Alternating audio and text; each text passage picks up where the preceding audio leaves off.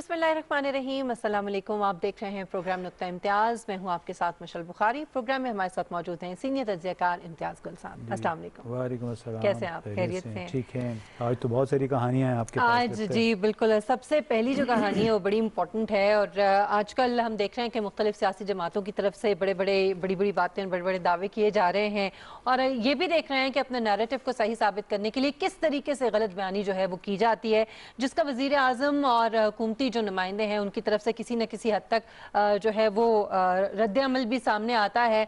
लेकिन हम ये देखते हैं कि जब ये सोशल मीडिया पर ये चीज़ें जाती हैं तो फिर बात का बतंगड़ बन जाता है। बात कुछ होती है और उसके मायने कुछ बन जाते हैं और कुछ अखज़ किए जाते हैं और कुछ इसी किस्म के ख्यालात का इजहार किया है इस्लामाबाद हाई कोर्ट के चीफ जस्टिस अतल मिनल्ला साहब ने। और उन्होंने एक वेबिनार में कुछ एग्जाम्पल्स देकर ये साबित करने की और ये बताने की कोशिश की है कि सोशल मीडिया पर चीज़ों को गलत तरीके से बयान करने के कितने तबाहकुन असरात जो हैं वो साबित हो सकते हैं और एक मुअज़्ज़ज़ जज को भी किस तरीके से मुतनाज़ा बनाने की कोशिश की जाती है। इसी हवाले से गुफ्तगू करेंगे। इम्तियाज़ साहब, क्या इसे रोका जा सकता है जो सोशल मीडिया, क्योंकि ये तो एक ऐसी चीज़ है ना, एक पटारी है और इसके पर जिसका जो दिल चाहता है वो बोल देता है, तो क्या कोई है तरीका कि ज़रा कुछ किया जाए? देखिए, तरीका तो बहुत मुश्किल है। उसमें ज़ाहिर है अगर किसी हुकूमत को एतराज़ होता है वो रिपोर्ट करते हैं, उस पर फ़िल्टर लगा दिया जाता है। अगर ट्विटर की जो कंपनी चला रही है वो मुनासिब समझे, उनके अपने कवानीन हैं, कोड ऑफ कॉन्डक्ट है। लेकिन ये फौरी तौर पे जो मुतालबे आते हैं कि उसको बंद कर देना चाहिए, सस्पेंड कर देना चाहिए, मैं नहीं समझता कोई बहुत अच्छी बात है। क्योंकि सोशल दुनिया भर ने जितनी तरक्की की है, जो इर्तका हुआ है मालूमात के ज़राए का, उससे बहैसियत मजमूई फ़ायदा भी बहुत हुआ है। अब सोशल मीडिया देखिए, उसका अच्छा इस्तेमाल हो तो बहुत फ़ायदे हैं, लेकिन जब सियासी मामलात आते हैं तो उसमें लोग ऐसे वो अंदाज में उसको इस्तेमाल करते हैं कि वो गुमराह कुन हो जाता है। मैं बल्कि आपसे शेयर करूं कि अच्छी इसके जो फ़वाइद हैं, अच्छी डायमेंशन वो ये है कि मैं तकरीबन 2 साल पहले ऑस्ट्रेलिया गया, एक कॉन्फ्रेंस थी, वहाँ पे दुनिया को 50 मुल्कों से कोई पुलिस ऑफिसर्स की एक कॉन्फ्रेंस थी, तो उसमें मुझे भी लेक्चर के लिए बुलाया गया। और ये कहा गया था कि तमाम ममालिक से ताल्लुक़ रखने वाले वफूद जो हैं वो एक परेड करेंगे जो शहर की केन्स, नॉर्थ में उनका शहर है, वहाँ की सड़कों से गुजरेंगे झंडा उठा के। मेरे हिस्से में था कि मैं झंडा उठाना है और साथ कहा गया था शलवार कमीज़ भी लेके आए आप। अब शलवार कमीज़ मैं साथ ले जाना भूल गया। तो उसमें मैं सोचा कि अब क्या करूँ, तो बड़ी बेइज्जती की बात है। मैंने फ़ौरन ट्विटर पे एक पैगाम भेजा कि मैं इस तरह इस शहर में हूँ, किसी के पास शलवार कमीज़ है या कोई पाकिस्तानी है। तो जनाब अगले 2-3 घंटे के अंदर अंदर 2-3 मैसेजेस आए और एक साहब ने कहा मैं फ़लाँ साहब को जानता हूँ उसी शहर में, और वो शाम को 2-3 शलवार कमीज़ के जोड़े ले आए। इत्तेफाक तो वो साइज़ भी हमारा मिलता था, तो उसमें इज़्ज़त रह गई। ये सोशल मीडिया का किरदार कमाल था जो कि बहुत अच्छा है। इस तरह हमने एक दफ़ा एक मज़मून लिखा अमरीकी और तालिबान मुज़ाकरात के हवाले से। उसमें यहाँ पे कुछ लग रहा था कि अमरीकी कुछ गड़बड़ कर रहे हैं, तो आप यकीन कीजिए मैंने वो एक आर्टिकल लिखा, हमने ट्विटर पे डाला और 3 घंटे के अंदर अंदर अमरीकी खुसूसी नुमाइंदे ज़ल्मे खलीलज़ाद उन्होंने उसका 2 ट्वीट उसके जवाब में लिखे फिर कि जी कुछ लोगों को पाकिस्तान में गलत फहमी हो रही है, असल में इस तरह नहीं है, हम तो ये चाहते हैं, तमाम लोगों को साथ लेके चलना चाहते हैं। तो वो इससे ज़ाहिर होता है कि एक तो आप उसको बहुत अच्छे मकसद के लिए इस्तेमाल कर सकते हैं, दूसरे कि सेकंडों में मिनटों में ये इंफॉर्मेशन सफ़र करती है और जो लोग मुनासिब समझते हैं उसका फिर जवाब भी देते हैं। हत्ता कि सदर ट्रंप और बोरिस जॉनसन बरतानवी वज़ीर आज़म के दफ्तर से भी उसमें फ़ौरन जवाब आ जाता है। अब उसकी दूसरी साइड जो चीफ जस्टिस जो अतल मिनल्ला साहब ने बात की कि, और उन्होंने एक दिलचस्प किस्सा ये बयान किया कि वो जनूबी अफ्रीका के शहर केप टाउन में थे, कॉन्फ्रेंस में शिरकत के लिए गए और उन्होंने एक जगह पे वो पहुँचे, कहीं स्पोर्ट्स कारों की नुमाइश लगी हुई थी, तो उन्होंने उस स्पोर्ट्स कार के साथ एक दूसरे जज के साहब के हमरा एक तस्वीर बना दी। अब उनके चाहने वाले भी बहुत हैं, तो उन्होंने ये किया कि वो तस्वीर के साथ एक कैप्शन लगा दिया कि दोनों ये लंदन में हैं। और ये कि जो दूसरे जज साहब हैं उनको ये कह दिया कि ये एक सियासी जमात के आला ओहदेदार हैं और जज साहब के साथ हैं और स्पोर्ट्स कार। वो उनके घर वालों को परेशानी हुई कि आप तो हमें बता के गए थे कि आप केप टाउन जनूबी अफ्रीका जा रहे हो, तो लंदन में आप क्या कर रहे हैं? सही। सो ये उन्होंने अपने इस वेबिनार में ये किस्सा सुनाया इस तरह कि देखिए किस तरह लोग गुमराह करते हैं, गलत तासुर पैदा करते हैं और रेपुटेशन कितनी ख़राब होती है।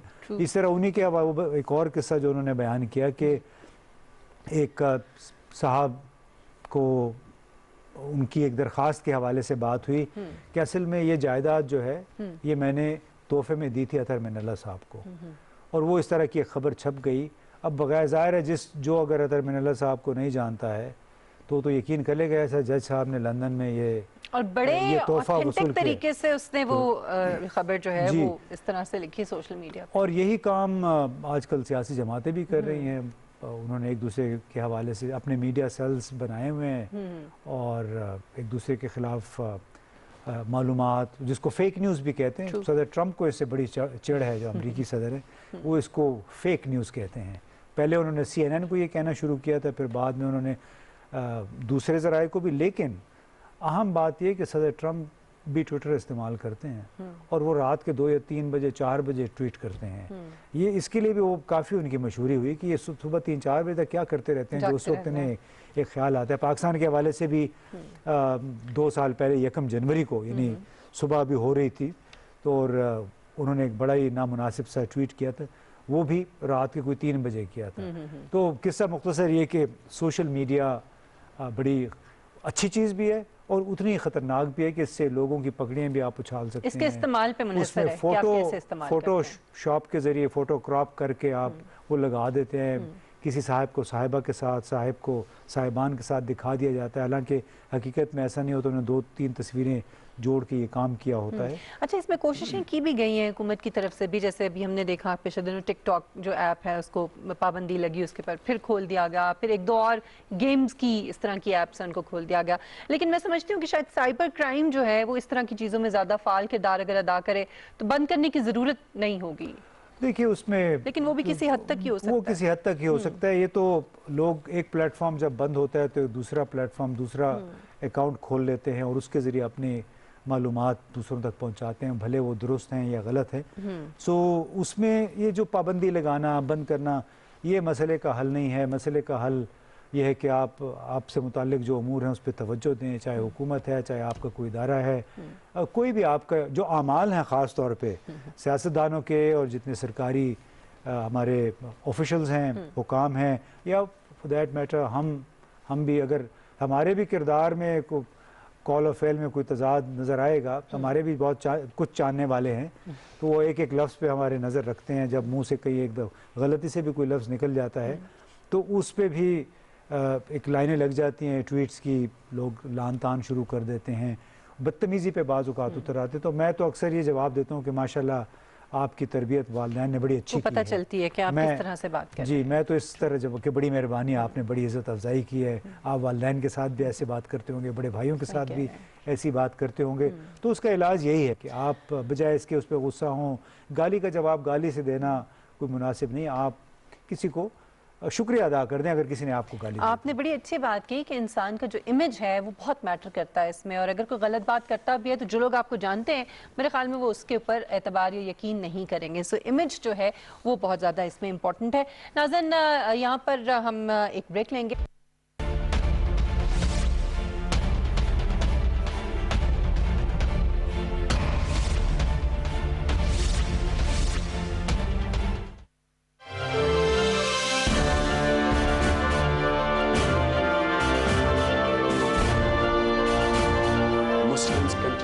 Targeted with impunity in many countries. Our shrines are being destroyed. Our Prophet Muhammad sallallahu alaihi wasallam insulted. The Holy Quran burnt. And all this in the name of freedom of speech. Incidents in Europe, including republication of blasphemous sketches by Charlie Hebdo, are recent examples. We stress that willful provocations and incitement to hate and violence must be universally outlawed. This assembly should declare an international day to combat Islamophobia and build a coalition to fight the scourge that splits humanity.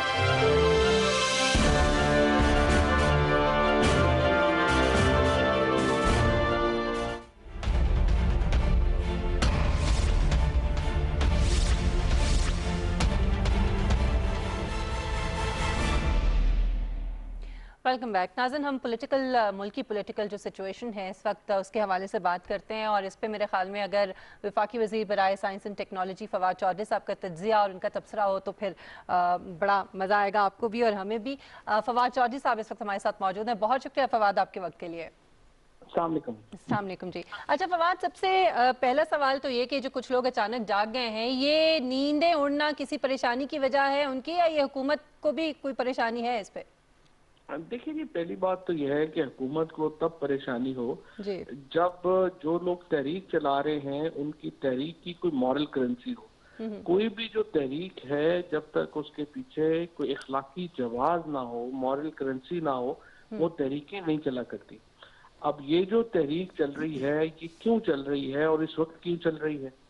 FATF के दौरान जब ये मामला चल रहा था कि FATF ने कहा है कि पाकिस्तान को ग्रे लिस्ट से निकालने के लिए ये आपकी लेजिस्लेशन जरूरी है, जब वो लेजिस्लेशन लाई गई तो अपोजिशन ने उस फैटफ के कवानीन में वोट देने के लिए शर्त रखी, और वो शर्त ये थी कि आप नैब लॉ के 37 में से 34 जो सेक्शंस हैं उनको डिलीट कर दें या कालादम करार दे दें।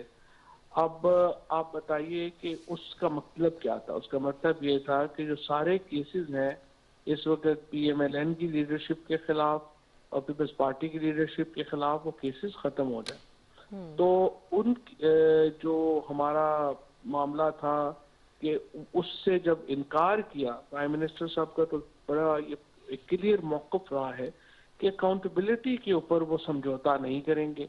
PTI को जो इमरजेंस हुई है, जो PTI को वोट मिला है, वो एंटी करप्शन नैरेटिव के ऊपर मिला है, उसके ऊपर हम पीछे हटने को तैयार नहीं है। लिहाजा जब वो मामला हुआ तो उसके बाद फिर इन्होंने ये सारा जो तहरीक है उसका चूरन बनाया और अब वो इस मंजन को बेचना चाह रहे हैं। अच्छा ये बताइए फवाद साहब कि साबिक वज़ीर आज़म या साबिक सदर हों, आम तौर पे वो उसूलों की बातें होती हैं, जमहूरियत के दावे होते हैं, उनका तो ये भी कहना है कि जमहूरियत बेहतरीन इंतकाम है। आखिर ये किस इंतकाम की बात करते हैं?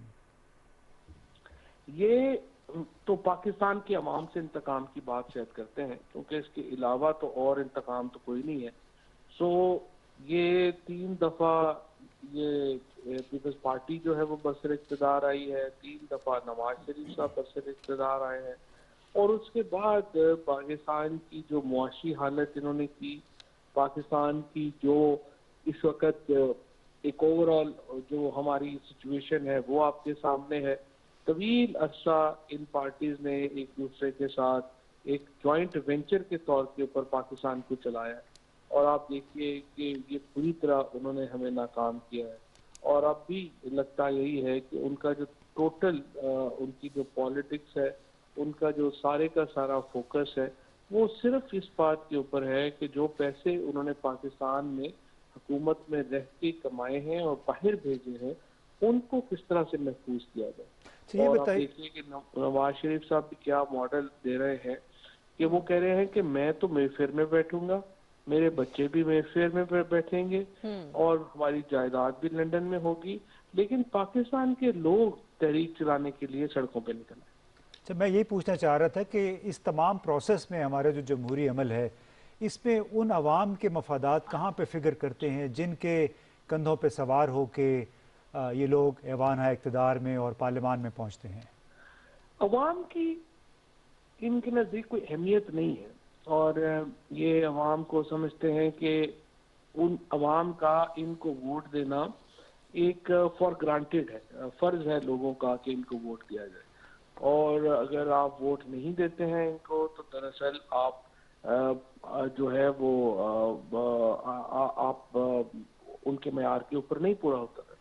लिहाजा जो वोट देना ना देना ये एक समथिंग फॉर ग्रांटेड है, लेकिन मेरा ये ख्याल है कि ये वक्त बदल गया है। लोग जो है वो 3 दफ़ा तो उनको परख चुके हैं, 4थी दफ़ा परखने का कोई मूड में ही नहीं है। लिहाजा ये जो एक अपोजिशन की, जिस तरह से मैंने कहा आपको, ये जो मॉरल करेंसी होती है वो किसी तहरीक की बुनियाद होती है, जब वही नहीं है तो जो पहली ईंट ही टेढ़ी है तो इमारत कैसे सेहत बने। तो ये बताइए फवाद कि ये जो 2 साल से ज़ायद का अरसा गुजर गया है और سابق وزیر اعظم نے ابھی RTS کا اور انتخابات میں دھاندلی کا یہ جو الزام لگانا شروع کیا ہے، اس کی کیا مورل کرنسی ہے کہ آپ تمام تر نظام کو بالکل کوشچن کر رہے ہیں؟ 2 سال سے زیادہ کا عرصہ گزر گیا۔ دیکھیے، پہلی بات تو یہ ہے کہ یہ کہہ رہے ہیں کہ انتخابات میں دھاندلی ہوئی ہے۔ اب آپ دیکھیے کہ 2013 کے انتخابات میں 147 الیکشن پٹیشنز آئی نیشنل اسمبلی کے اوپر۔ 2018 کے الیکشنز میں 90 الیکشن پٹیشنز آئی۔ جہاں دھاندلی کے بقول ہوئی وہ پنجاب ہے۔ اب پنجاب میں ٹوٹل جو پٹیشنز فائل ہوئی ہیں وہ 25 ہیں۔ اب ان میں سے جو 13 پٹیشنز ہیں وہ PTI نے کی ہوئی ہیں اور 11 پٹیشنز جو ہیں وہ PMLN نے کی ہوئی ہیں۔ تو آپ اندازہ لگائیں، اسی طریقے سے اگر آپ اس کو فردر پروب کرنا چاہیں، تقریباً 15 کے قریب حلقے ہیں جہاں پہ PTI کے کینڈیڈیٹ 2500 سے کم ووٹوں سے الیکشن آ رہے ہیں، اور ایکچولی 5 تو ایسے ہیں جو کہ 500 یا 700 سے بھی کم ووٹوں سے الیکشن آ رہے ہیں۔ تو اگر دھاندلی کا کیا، اگر یہ ٹلٹ ہی تھوڑا اگر اس وقت ایڈمنسٹریشن کا PTI کی طرف ہوتا تو ہم تو اکیلے گورنمنٹ بناتے، ہمیں کولیشن بنانے کی ضرورت نہیں۔ صحیح۔ اچھا فواد، آپ سمجھتے ہیں کہ جیسے ہم پاکستان میں طرز سیاست دیکھتے ہیں، ایک موروثی سیاست ہے، بات جمہوریت کی جاتی ہے، لیکن باپ کے بعد بیٹی، کہیں بیٹا، کہیں پوتا، کہیں نواسا اور نواسی جو ہیں وہ سامنے آ جاتے ہیں، تو یہ کیا اب لوگ اتنے میچور ہو گئے ہیں، عوام اتنے میچور ہو گئے ہیں، وہ سمجھتے ہیں اب اس ساری بات کو، اس تضاد کو؟ دیکھیے جی، پاکستان میں جو سب سے بڑا پاکستان میں پالیٹکس کا ایک ڈائلما ہے وہ ہے پولیٹیکل پارٹیز کا سٹرکچر نہ ہونا، جس کی وجہ سے ہماری جو پولیٹیکل پارٹیز ہیں وہ گرو نہیں کر پاتی اور وہ ایک پراپر انسٹیٹیوشن کے طور کے اوپر ان کا کام نہیں ہو پاتا۔ اور یہاں پہ بھی آپ دیکھیے کہ جس طریقے سے مریم نواز شریف ہیں یا بلاول صاحب ہیں، وہ کس منہ سے جمہوریت کی بات کر سکتے ہیں کہ وہ آتے ہیں، وہ آتے ہی پارٹی کی صدارت سے کم عہدہ ہی نہیں لے رہے اور وہ آ کے پارٹی کے سب سے امپورٹنٹ لیڈر بن جاتے ہیں بیکاز وہ پچھلے لیڈر کے بچے ہیں اور تو کوئی میرٹ نہیں۔ سو یہی کلچر ہے جس کو تبدیل کرنے کی ضرورت ہے۔ اچھا یہ بتائیے گا فواد صاحب کہ 2 دن پہلے سابق وزیر اعظم نے ایک بڑا گمبھیر نوعیت کا بیان دیا پاکستان کے میزائل پروگرام کے حوالے سے، پاکستان کے دفاع کے حوالے سے۔ آپ نے اس حوالے سے کچھ بیان بھی دیا گزشتہ روز، لیکن بطور قانون دان اور پارلیمنٹیرین آپ یہ بتائیے کہ سابق وزیر اعظم کے اس دعوے کے بارے میں آپ کیا کہیں گے، اس کے لیے کیا تجویز کریں گے جس میں وہ کہتے ہیں کہ ٹوما ہاک کا میزائل کی ریورس انجینئرنگ، اگرچہ یہ الفاظ ان کے نہیں، انہوں نے اس طرح نہیں کچھ اور کہا کہ ریورس انجینئرنگ کر کے پاکستان نے اپنا کروز میزائل بنا لیا۔ تو آپ بطور وکیل یہ بتائیے کہ اس کی تو بڑی سیریس سنجیدہ قسم کی قانونی امپلیکیشنز ہو سکتی ہیں پاکستان کے لیے۔ دیکھیں، پہلی بات تو یہ ہے کہ میں تو حیران ہوں کہ نواز شریف صاحب کس طرح سے اس ملک کے وزیر اعظم رہ گئے 3 بار، اور جس قسم کی وہ گفتگو کرتے ہیں وہ اتنی سطحی اور اتنی آپ سمجھیے کہ بلو ایوریج ہے کہ آپ حیران ہو جاتے ہیں کہ وہ اس ملک کے 3 دفعہ وزیر اعظم رہے ہیں، اور پھر آپ سمجھتے ہیں کہ نو ونڈر کہ جو جس قسم کی ہم دنیا کا 5واں بڑا ملک ہیں اور کسی شمار قطار میں نہیں ہے، تو ظاہر ہے کوئی وجہ ہی ہے نا۔ تو یہی وجہ ہے کہ اس طرح کے لوگ جو ہیں وہ ہم پر مسلط رہے ہیں۔ اب اگر ان کو یہ بھی نہیں پتا کہ جو میزائل ٹیکنالوجیز ہیں وہ اس طرح سے نہیں ہوتا کہ آپ نے اٹھا لیا میزائل اور آپ نے کہہ دیا کہ یہ ہم نے ریورس انجینئرنگ کر لی ہے اور یہ چل پڑی ہے۔ یہ جو اس کے سینسرز ہیں یا جو اس کا جہاں سے وہ لانچ ہوتا ہے یا باقی جو، خیر وہ تو ایک علیحدہ پورا حساب ہے، اس میں کیا پڑھنے کی ضرورت ہے، لیکن بہرحال اس طرح سے تو بالکل بھی نہیں ہوتا جس طرح سے انہوں نے ایک بھولی سی شکل بنا کے جو ہے وہ بات کر دی ہے۔ اور پھر اس سے آپ کیا کہیں گے؟ اس کی لیگل امپلیکیشنز کیا ہو سکتے ہیں؟ کیونکہ اس قسم کے جو اگر ٹوما ہاک ہے مثال کے طور پہ باقاعدہ ایک پیٹنٹ کے تحت تیار کیا گیا ہے، اب وہی کمپنی کل کو انہی کے بیان کو بنیاد بنا کے، کیونکہ ظاہر ہے وزیر اعظم ہیں، انہوں نے اگر یہ بات کی ہے تو براہ راست ایک انڈائٹمنٹ ہے، ایک گواہی ہے ریاست پاکستان کے اداروں پہ کہ انہوں نے ہمارا یہ پیٹنٹ چرایا ہوا ہے۔ नहीं, पेटेंट ऐसे चुराया नहीं जा सकता, वो तो जाहिर है वो कंपनी भी, मेरा ख्याल है सारे इंजीनियर्स मिलके हंस ही रहे होंगे कि कौन आदमी है भाई, और क्या कहेंगे। चलिए, बहुत बहुत शुक्रिया आप फवाद साहब। बहुत शुक्रिया फवाद आपका। इम्तियाज़ साहब, वो जो सवाल मैंने किया था उनसे भी मैं चाहूँगी कि उसके ऊपर आप भी अगर अपनी राय का इजहार करें कि ये जो टिपिकल सियासत है पाकिस्तान के अंदर, क्या लोग अब अवेयर हैं, लोगों को समझ आ गई है कि ये लोग क्या कर रहे हैं, कैसे बेवकूफ़ बना रहे हैं लोग? देखिए, कुछ पढ़े लिखे लोगों को बहरहाल इस बात का एहसास तो है कि अगर आप जमहूरियत की बात करते हैं तो जमहूरियत और विरासत में बड़ा फ़र्क है। आपने देखा इंडिया में कि कांग्रेस पार्टी थी एक वक्त में इस बड़े सग़ीर की सबसे बड़ी और इंडिया की भी सबसे बड़ी जमात थी, लेकिन जब गांधी ख़ानदान उस पर चिपका हुआ था, उन्होंने, क्योंकि वो ज़माना और था तो काफ़ी हद तक उन्होंने कंट्रोल में रखा हुआ था। उस वक्त तक उधर भी यही कहा जाता था कि ये मौरूसी सियासत हो रही है, लेकिन राजीव गांधी के बाद से जिस अंदाज में पार्टी थोड़ी सी इंतशार का शिकार हुई है, अब देखें ना, उनकी बेटी हैं प्रियंका और उनके बेटे राहुल गांधी, वो बिल्कुल एक लिहाज से काफ़ी हद तक वो सेकंड टियर के तौर पे रहे और पार्टी के अंदर उनको तस्लीम नहीं किया गया। खुद सोनिया गांधी एक साइड पे हो गए, उन्होंने सोनिया गांधी के तो अपने एक था कि चूंकि वो इतालवी निजात थी, लिहाजा उन्होंने मुनासिब नहीं समझा, उनको बहुत तरगीब भी दी गई कि वो आके क़यादत संभाल लें, लेकिन उन्होंने बड़ी बुर्दबारी का मुजाहरा किया और पार्टी के में बराह रास्त कोई इस तरह का ओहदा उन्होंने नहीं लिया। या वजारत उज़्मा जब मनमोहन सिंह साहब वज़ीर आज़म बने थे तो उन्होंने मनमोहन सिंह को, एक टेक्नोक्रेट को, वज़ीर आज़म उन्होंने बनने दिया और उससे उसी दौरान भारत में बहुत इस्लाहात भी हुई, इक़्तिसादी इस्लाहात, जिसके नतीजे में भारत का जो शरह तरक्की थी वो भी 5-6% सालाना पे पहुंच गई, नहीं चीन से ज़रा सा वो पीछे रहा। पार्टी के अंदर जो कांग्रेस पार्टी थी वो काफ़ी अगरचे इंतशार का भी शिकार थी, लेकिन उसके बावजूद उन्होंने ये नहीं सोचा कि राजीव गांधी यानी इंदिरा गांधी ख़ानदान जो है उसको हम आगे रखें, बल्कि उन्होंने उन्हें अपनी जगह पे ही रखा कि आप बिल्कुल सियासत करके आए। यहाँ पे तो अलमिया ये है कि देखिए हमारे बड़े बड़े नाम हैं, रज़ा रब्बानी साहब हैं, शाहिद खाकान अब्बासी साहब हैं, एतजाज़ एहसन साहब हैं। अगर दोनों जमातों को आप देखें, बड़े पढ़े लिखे बैरिस्टर मोहसिन शाहनवाज, खुर्रम दस्तगीर साहब हैं। चौधरी निसार साहब ने थोड़ी आवाज़ उठाई थी, लेकिन उन्होंने थोड़ी आवाज़ उठाई, लेकिन उसमें देखिए अफसोस की बात ये थी, अगर पीपल्स पार्टी को भी आप देखें कि 25-26 साल का नौजवान है, जब बल्कि उस वक्त तो 19-20 साल का था जब उनकी वालदा के साथ हादसा पेश आया यहाँ रावलपिंडी में, कि तमाम लोगों ने उसके हाथ पे बैत कर ली। अभी भी हाल ही में मुझे बताया गया बड़े करीबी ज़राए ने कि जो FATF के हवाले से सेनेट में ये कानून साजी के मुसविदा जो था वो ज़ेर बहस था, तो पीपल्स पार्टी की सीनियर एक शख्सियत थी, तो उन्होंने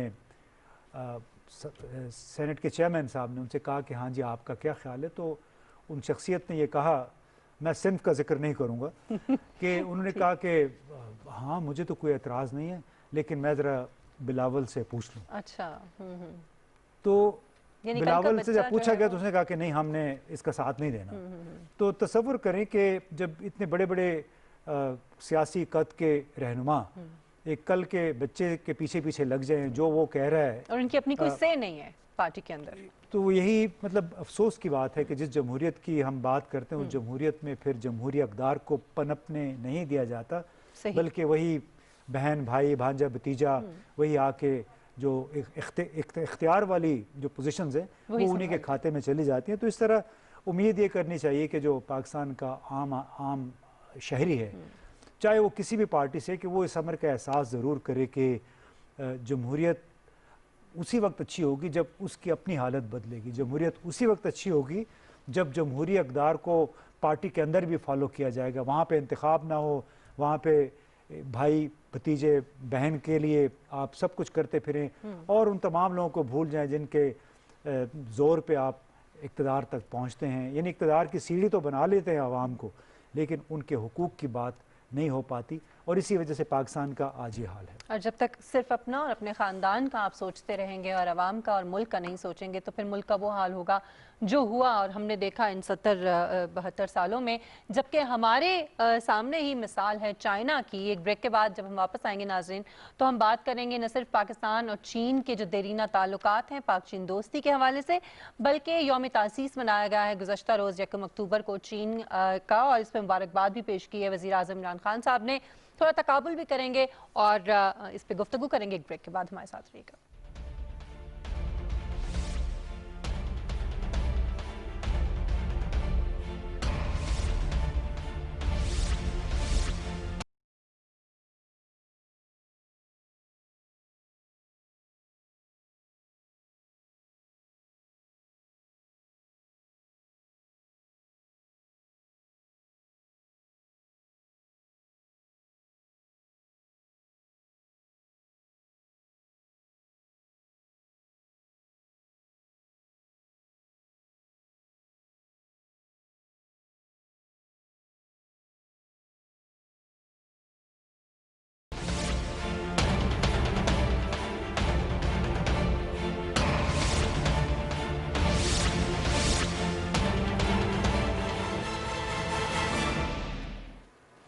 वेलकम बैक नाज़रीन। गुज़श्ता रोज़ 1 अक्टूबर को चीन का यौम तासीस मनाया गया। इसको कौमी दिन के तौर पर मनाया जाता है और वज़ीर आज़म इमरान खान साहब ने भी मुबारकबाद दी चीन को और ये कहा कि चीन के साथ अपनी जो नाकाबिल तस्खीर रफ़ाकत है और स्ट्रेटिजिक इश्तराक है, इसको हम कद्र की निगाह से देखते हैं। साथ में उन्होंने ये भी कहा कि हमारा इक़्तिसादी मुस्तक़बिल चीन के साथ जुड़ा हुआ। ये बड़ी इंपॉर्टेंट बात है जो उन्होंने की। आज हम पाकिस्तान और चीन के देरीना ताल्लुकात के हवाले से बात करेंगे और चीन ने जो बेमिसाल तरक्की की है 71 सालों के दौरान, इस पर भी बात करेंगे। इम्तियाज साहब, सबसे पहली बात तो ये कि जो यौम तासीस मनाया जाता है, किस अज़्म का इजहार करती है चीनी कौम और किस जोशो खरोश से इस दिन को मनाती है? देखिए, एक बड़ा तवील सफ़र तय किया है चीन ने और इस वक्त बाय द वे 1 अक्टूबर को उनके 2 त्यौहार होते हैं। एक तो है कि यौम तासीस है, यानी 1949 में 1 अक्टूबर को रिपब्लिक ऑफ चाइना का बुनियाद एक तरह से उसकी बुनियाद रखी गई, उसका क़याम वजूद में आया। इसके साथ ही ये मौसम ख़ज़ां का भी आगाज़ होता है बाकायदा। तो ये एक त्यौहार है, फेस्टिवल की तरह से और फैमिली त्यौहार है।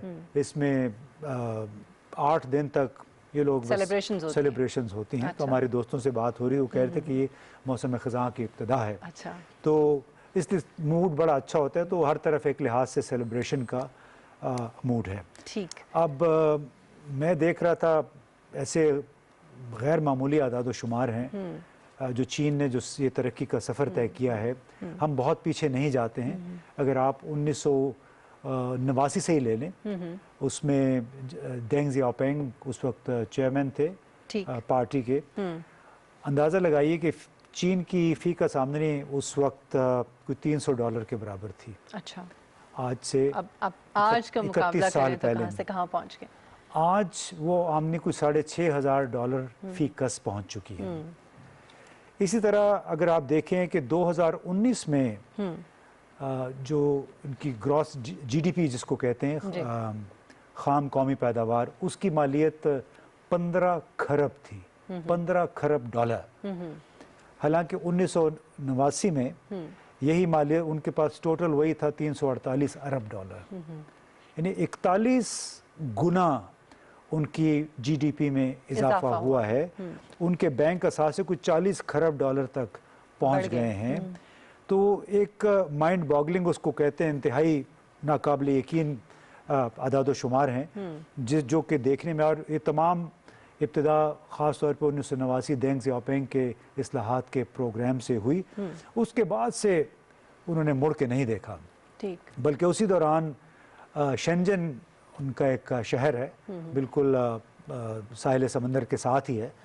तो एक मरतबा हम उधर ही शहर की सैर कर रहे थे तो वज़ारत ख़ारजा के एक साहब ने बताया कि हमारे लीडर का कहना है कि हम गवादर को भी एक दिन शेंजन की तरह बनाएंगे। उन्होंने रेफरेंस जो है तो शेंजन को रखा हुआ है। और मैंने कहा चलें, बड़ी अच्छी बात है अगर आपकी क़यादत की, हमारी भी अगर क़यादत साथ दे तो तब, क्योंकि दारोमदार तो उस पर है कि वो किस हद तक हमारे तरक्की के प्रोग्राम को आगे ले जाना चाहते हैं। जब ये कोई 3 साल पहले की बात थी। ठीक। उस वक्त तक हमारे शी जिनपिंग होके जा चुके थे और काफ़ी सारे मुआहदात और MOU वगैरह साइन हो चुके थे। तो और ये सबसे बड़ी बात कि गुज़िश्ता 10 बरसों के दौरान 800 मिलियन से ज़्यादा लोग यानी 80 करोड़ से ज़ायद लोगों को ख़त गुर्बत से ऊपर ले जाया गया है, यानी गुर्बत से उनको निकाला गया। और 2012 में जब सदर शी जिनपिंग ने इक़्तिदार संभाला तो उनके 3 बड़े नुकात थे कि हमने करप्शन का खात्मा करना वाली थी कि बुनियादी उसूल जो हैं जिनको अपनाया गया, जिन पे अमल करके सिर्फ अगर गुज़िश्ता 8 बरस के आप देख लें तो उन्होंने कहा, इन्होंने अपने एजेंडे में रखा कि करप्शन का खात्मा, गुर्बत का खात्मा और राइट साइजिंग। सही, यानी उन्होंने कहा कि राइट बहुत सारे सरकारी इदारों में, कॉरपोरेशन में बहुत ज़्यादा लोगों को रखा गया, तो राइट साइजिंग, करप्शन के हवाले से कोई 2000 से ज़ायद उन लोगों को, किसी को फांसी हो गई, कोई जेलों में पड़ा है, कोई नौकरियों से फारिग हो गए, और ये बहुत बड़ी अचीवमेंट थी। इसके साथ साथ जो गुर्बत से निकाला है 800 मिलियन से ज़्यादा लोगों को, ये तो कोई यकीन करने पे तैयार नहीं है इस हवाले से। फिर आपने पूछा कि इसकी ख़ास क्या बात थी। ख़ास बात जो थी वो इंटेग्रिटी थी, यानी आपका जो ज़ाती किरदार है। यानी आज तक चेयरमैन माओ ज़ेतुंग या चेयरमैन तेंग ज़ियाओपिंग के हवाले से किसी प्रॉपर्टी का जिक्र नहीं आया कि उनके नाम कोई प्रॉपर्टी होगी, कोई फ्लैट होगा मुल्क के अंदर या मुल्क के बाहर। हम तो बहुत सुनते रहते हैं, यहाँ पे बहुत सारे फ्लैटों का और जायदादों का जिक्र सुनते रहते हैं, बल्कि पेरिस के बाहर भी हमने एक दफ़ा 2010 में साबिक सदर की जायदाद का जिक्र सुना था, बहुत बड़ा महल है।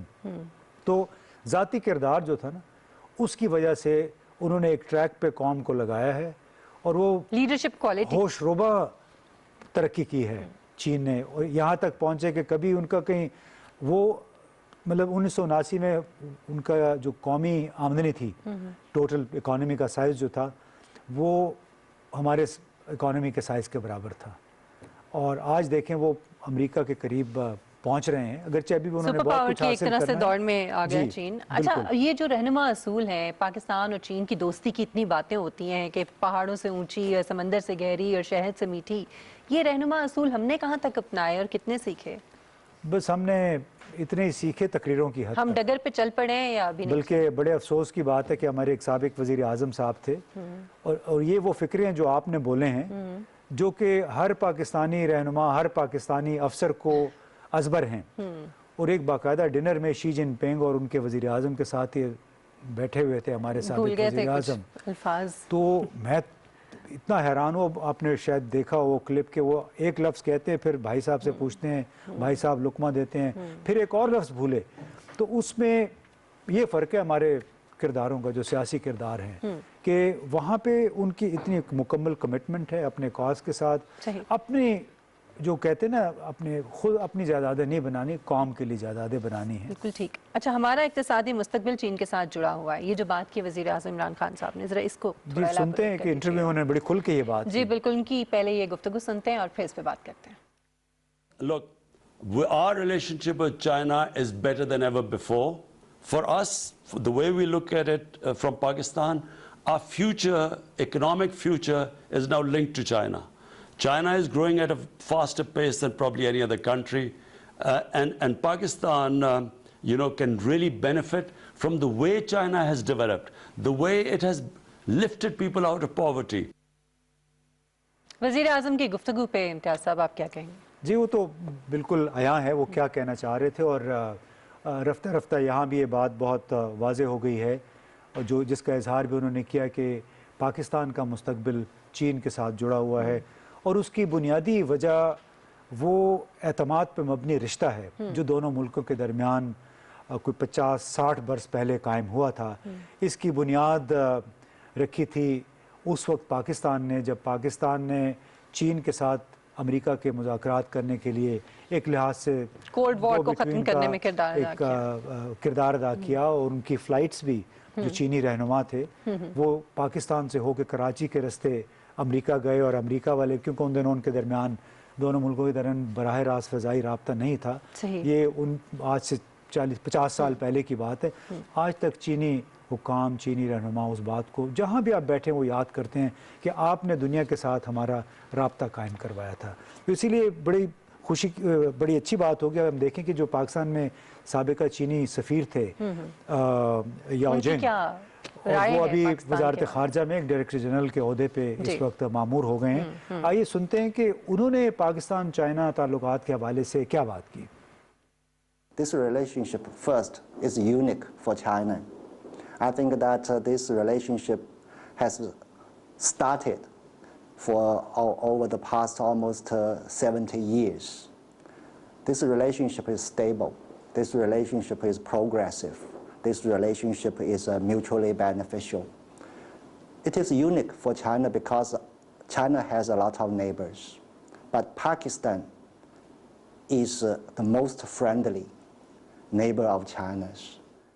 देखिए कितनी दिलचस्प बात है, उन्होंने कहा कि Pakistan is most friendly neighbour, यानी सबसे बेहतरीन दोस्त है हमारा पाकिस्तान, और ये वो दोस्ती है जिसमें गर्ज कोई नहीं है। ये वो दोस्ती है, इसको इन्होंने शुरू में एक अनमोल ताल्लुक़ करार दिया, एक लासानी ताल्लुक़ करार दिया कि एतमाद पे मबनी ऐसा ताल्लुक़ है जो कोई भी नहीं तोड़ सकेगा। और ये जो इंटरव्यू हमने किया था याओजिंग साहब से, उसमें और भी उन्होंने बहुत सारी बातें की और ये कहा कि पाकिस्तान जब भी मुश्किल में होगा हम उसके साथ रहेंगे, बल्कि मगरबी ज़राए इब्लाग के जो प्रोपेगेंडा है चीन के कर्ज़ों के हवाले से, तो इन्होंने बड़े वाज़े तौर पे कई इंटरव्यूज़ में और इस इंटरव्यू में ये कहा कि अगर पाकिस्तान कभी मुश्किल में होगा हम पाकिस्तान से कर्ज़े की वापसी का मुतालबा हरगिज़ नहीं करेंगे। पाकिस्तान अपनी सहूलत के मुताबिक वो कर्ज़े वापस कर सकता है। इतना बड़ा इजहार सपोर्ट का किसी और मुल्क की तरफ से हमें तवक्को नहीं की जा सकती, और यही वजह है कि पाकिस्तान के रहनुमा भी अब बहुत पुरअतमाद महसूस करते हैं और उनका यही ख्याल है कि मुस्तकबिल हमारा चीन के साथ जुड़ा हुआ है। ज़रूरत अलबत्ता इस अमर की है कि जो हम वादे करते हैं, जो कमिटमेंट्स हैं, उस पर पूरा उतरें और जो टाइम लाइन्स हैं हमारे मंसूबों की, उस पर भी वैसे ही अमल होता रहे। गुज़श्ता चंद महीनों में इसमें काफ़ी तेज़ी आई है और उससे ये भी साबित हुआ कि जिस तरह कोरोना या कोविड की वजह से दुनिया भर में मईशतें बिल्कुल स्लो हो गई थी, कारोबार ज़िंदगी बिल्कुल मुअत्तल होकर रह गया था, उसके बावजूद चीन और पाकिस्तान के दरमियान CPEC के तहत जितने मंसूबे थे काफ़ी सारे वो रिवाइव हुए हैं और बड़ा ज़ोर व शोर के साथ उस पर काम जारी है और बड़ी अच्छी बात है, अच्छा शुगून है पाकिस्तान के लिए इंशाल्लाह। और एक और, क्योंकि हमारे पास टाइम बहुत कम है, बड़ा इंपॉर्टेंट इशू जो हमने डिस्कस करना है वो डॉक्टर अब्दुल्ला का जो गुज़श्ता दिनों उन्होंने दौरा किया, अफ़गान मुफ़ाहमती कौंसिल के चेयरमैन हैं और ख़ासतौर पे इस वक्त पे जबकि इंट्रा अफ़गान मुज़ाकरात जो हैं अमन के लिए वो जारी हैं। इम्तियाज़ साहब क्या पैगाम लेकर आए और यहाँ से वो क्या लेकर गए, इस पर बात करेंगे, लेकिन पहले एक रिपोर्ट देखिए। अफगानिस्तान की आला कौमी कौंसिल बराह मुफाहमत के चेयरमैन डॉक्टर अब्दुल्ला ने वज़ीर आज़म इमरान खान की दावत पर पाकिस्तान का 3 रोज़ा दौरा किया। अब्दुल्ला ने वज़ीर आज़म इमरान खान, सदर डॉक्टर आरिफ अलवी, वज़ीर ख़ारजा शाह महमूद कुरैशी से मुलाकातें की। उन्होंने अफगानिस्तान में अमन व तरक्की और इंट्रा अफगान मुज़ाकरात के लिए पाकिस्तान की खिदमात को सराहा और दौरे को कामयाब करार दिया। उन्होंने मज़ीद पाकिस्तान और अफगानिस्तान के दरमियान ताल्लुकात और बाहमी तजारत को बढ़ाने के अज़्म का भी इआदा किया। ज़राए के मुताबिक अफगानिस्तान और पाकिस्तान के दरमियान 4 दिन के लिए सरहद खोलने का भी इंदिया दिया गया। डॉक्टर अब्दुल्ला का दौरा पाकिस्तान दोनों मुल्कों के तारीखी, मजहबी और बरादराना ताल्लुकात और इंट्रा अफगान मुज़ाकरात और क़याम अमन के लिए इंतहाई अहमियत का हामिल था।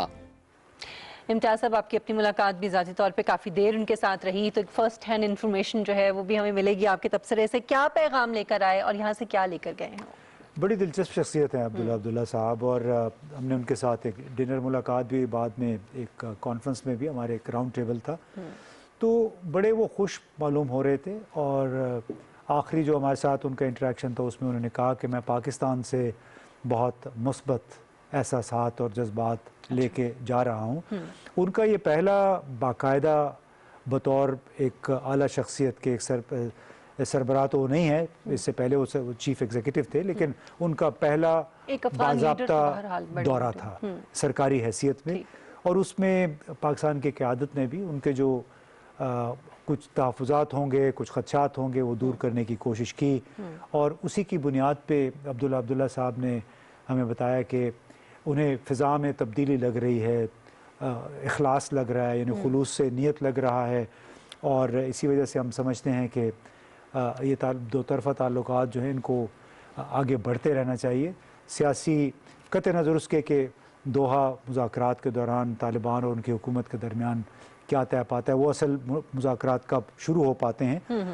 ایک انہوں نے یہ بات ضرور کہی کہ ہمیں اس امر کا ضرور اعتراف کرنا چاہیے کہ ماضی میں بدگمانیاں رہی ہیں، ایک دوسرے پہ اعتماد نہیں تھا، فقدان رہا ہے، ٹھیک، لیکن ساتھ میں انہوں نے اس بات پہ بھی زور دیا کہ اگر ہم ماضی کی بدگمانیوں میں پھنسے رہیں، عدم اعتماد ایک دوسرے پہ، اور اسی ایک گھن چکر میں پھنسے رہیں، تو ہم مستقبل کی راہ جو ہے وہ ہم سے چھوٹ جائے گی، محو ہو جائے گی۔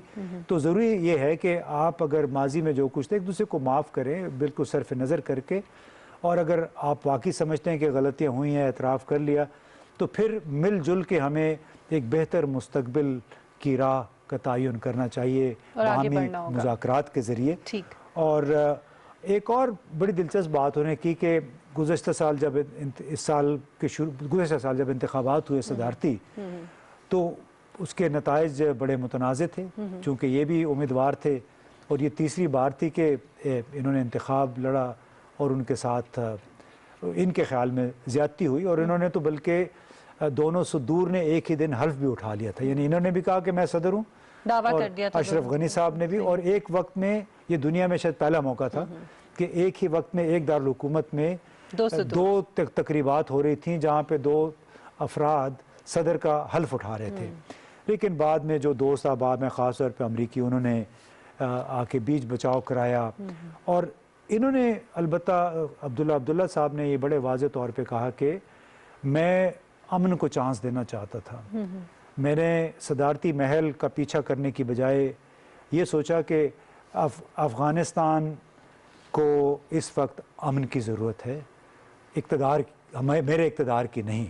تو انہوں نے کہا کہ میں نے ترجیح دی امن کے لیے کام کرنے کی، اور اسی لیے جو نیشنل کمیشن فار ریکنسیلیشن، مفاہمتی کمیشن ہے ان کا، اس کی سربراہی انہوں نے قبول کی۔ یہ اتنا ہی اہم عہدہ ہے جتنا ان کے پاس پہلے تھا، اور اسی حیثیت میں اس وقت یہ ایک لحاظ سے انچارج ہیں تمام مفاہمتی عمل کے، اور ان کی خواہش ہے کہ بات چیت باقاعدہ طور پہ شروع ہو۔ فی الحال تو ٹی او آرز طے کرنے کی کوشش کرے کہ ہماری موڈیلٹیز کیا ہوں گی، کچھ بنیادی اختلافات ہیں۔ صحیح۔ اچھا، ایک وقت تھا امتیاز صاحب کہ شمالی اتحاد کے حوالے سے یہ کہا جاتا کہ اس کا جھکاؤ جو ہے وہ بھارت کی طرف زیادہ ہے۔ اب ڈاکٹر عبداللہ کے اس دورے سے جتنے بھی سٹیک ہولڈرز ہیں افغانستان کے، ایک چیز تو واضح ہو گئی ہے کہ وہ سب اس بات پہ متفق ہو گئے ہیں کہ پاکستان کا کردار کتنا اہم ہے ان کے ملک کے اندر امن لانے میں۔ تو آپ سمجھتے ہیں کہ اس میں ان کے دورے سے پاکستان کو بھی کوئی فائدہ جو ہے وہ ہوا ہے، یا افغانستان میں امن جو ہے اس کا ہی براہ راست فائدہ ظاہر پاکستان کو ہونا ہے؟